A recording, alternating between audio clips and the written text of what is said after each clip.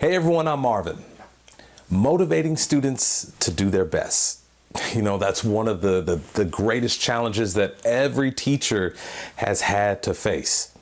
You know, as the teacher and as the leader at the same time in the classroom, it is imperative to not only deliver content, but also equip the kids with the skills they need to chase their vision of success so that they're successful long after they've left your classroom.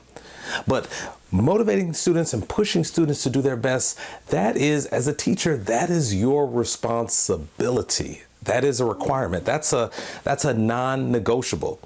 Now, I understand that there are variables that are outside of the control of the teacher. I totally understand that, but every teacher must be willing to do whatever they can to exhaust all the tools in their toolbox to motivate students. And so with this lesson, what I'm going to do is I'm going to give you 3 more tools to help you kind of adjust your mindset, adjust your way of thinking in order to help you push students to do their best. Number 1, this may sound simple, but it is so true. You need to set those expectations, set them high, and stick to them. Now, in the beginning, students, they're going to fuss and they're going to complain, but when they see that you're consistent, that's a really important piece there with your expectations. When they see that you are consistent and firm with your expectations, eventually they are going to rise to meet those expectations. Now, there are some things that you're going to have to do along the way as the students are rising to meet these expectations. Number 1, you're going to have to make sure that your lesson planning is on point. To have these concrete expectations, your lesson planning has to be excellent. Has to be excellent. And the reason that is so is because when you've planned well, then you're able to make adjustments, and you can see throughout your planning, you can understand what adjustments you might have to make. That's why we use things like data. It's important.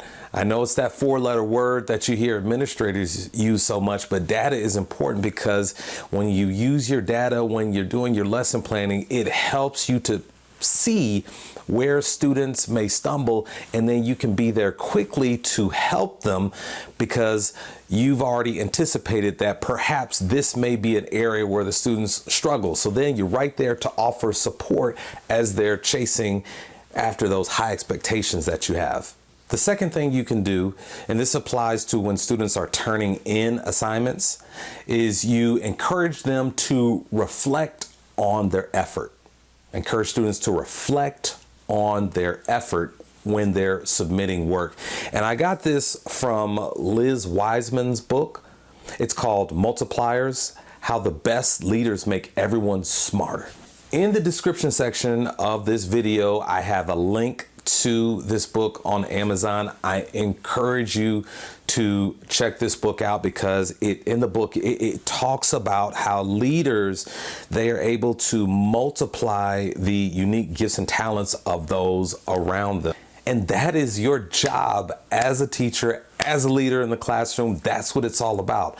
And so when we talk about having students reflect on their effort, in her book, she tells a story of a leader who, when people would submit things to this leader, before the leader would even look at what the person has submitted is, the leader would ask the person, "Is this your best?"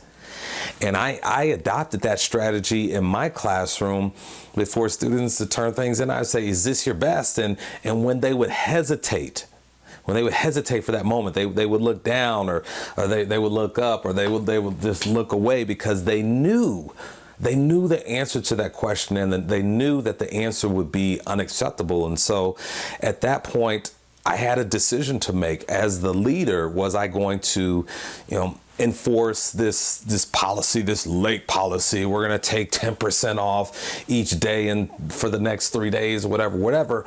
Or is that an opportunity for me to grow closer to that student, to influence that student to be even better by sending the message that, no, this is unacceptable. I want you to do this and get it back to me tomorrow. Ignore all that policy stuff about late points, because the most important thing is that you learn the content and that you do your best. And with that, I'm teaching the student content, and I'm also equipping them with the skills that they need to be successful long after they've left my classroom. When you make this practice, when you make this a habit in your classroom, the students, they catch on.